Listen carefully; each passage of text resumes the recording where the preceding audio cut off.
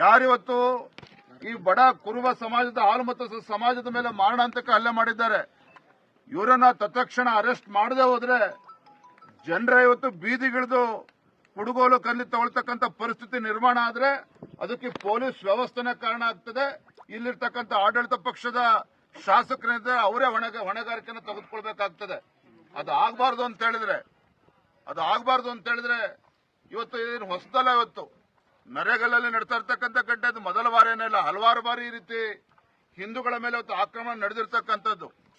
ಇವತ್ತು ಇನ್ನೂ ಕೂಡ ಎಚ್ಚೆತ್ತುಕೊಂಡಿಲ್ಲ ಅಂತ ಹೇಳಿದ್ರೆ ಜನರೇ ಇವತ್ತು ಬೀದಿಗಿಳಿತಕ್ಕಂಥ ಪರಿಸ್ಥಿತಿ ನಿರ್ಮಾಣ ಆಗಿದೆ.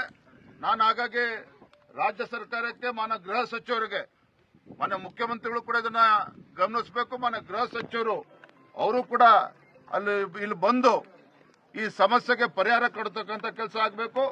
ಏನು ಹಿಂದೂಗಳ ಮೇಲೆ ಅನಾವಶ್ಯಕವಾಗಿ ಅವ್ರ ಮೇಲೆ ಇವತ್ತು ಕೌಂಟರ್ ಕೇಸ್ಗಳನ್ನ ಮಾಡಿದ್ದೇ ಆದ್ರೆ ಇವತ್ತು ಇಡೀ ಜನರು ಇಲ್ಲಿರ್ತಕ್ಕಂಥ ಜನರೇ ಬೀದಿಗಿಳಿದು ಪೊಲೀಸ್ ಸ್ಟೇಷನ್ ಮುತ್ತಿಗೆ ಹಾಕ್ತಕ್ಕಂಥ ಕೆಲಸ ಕೂಡ ಆಗ್ತದೆ ಬರುವಂತ ದಿನಗಳಲ್ಲಿ. ಅಲ್ಲರಿ ಮಾನ ಮರ್ಯಾದೆ ಏನಾರು ಇದೆಯಾ ಸರ್ಕಾರಕ್ಕಾಗಾದ್ರೆ?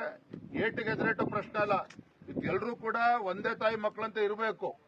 ಆದ್ರೆ ಇವತ್ತು ಎಲ್ಲೋ ಒಂದ್ ಕಡೆ ಪೊಲೀಸ್ ಸ್ಟೇಷನ್ ಅಂತಕ್ಕಂಥದ್ದು ಕಾಂಗ್ರೆಸ್ ಕಚೇರಿ ಏನಾಗಿದೆ, ಇದ್ರ ಪರಿಣಾಮನೇ ಇವತ್ತು ಇಲ್ಲಿ ಈ ಘಟನೆ ನಡೆದಿರ್ತಕ್ಕಂಥದ್ದು. ಹಾಗಾಗಿ ಎಚ್ಚೆತ್ತುಕೊಳ್ಬೇಕು ಅಂತ ಹೇಳ್ತಾ ಇದ್ದಾರೆ. ಬಹಳಷ್ಟು ಕಡೆ ಬರಗಾಲ, ಬೀಜಗೊಬ್ಬರ ಸಮಸ್ಯೆ, ಮಳೆ ಕೊರತೆ ಕೂಡ ಶಾಸಕರು ಬಂದಿಲ್ಲ. ಅಂದ್ರೆ ಇಂಥ ಮೇಜರ್ ಘಟನೆ ಆದ್ರೂ ಕೂಡ ಶಾಸಕರು ಬಂದಿಲ್ಲ. ಕಾರಣ ಏನು? ಅವರು ಡೆಲ್ಲಿಲಿದಾರೋ ಬೆಂಗಳೂರಿನಲ್ಲಿರೋ ಅದೇ ಗೊತ್ತಿಲ್ಲ. ಎಲ್ಲ ಅವ್ರವ್ರ ಮಂತ್ರಿ ಸ್ಥಾನ ಪಡೆದುಕೊಳ್ಬೇಕು ಅಂತೇಳಿ ದೆಹಲಿಗೆ ಹೋಗಿ ಕೂತಿರ್ತಕ್ಕಂಥದ್ದು ನಾವು ನೋಡ್ತಾ ಇದ್ದೇವೆ.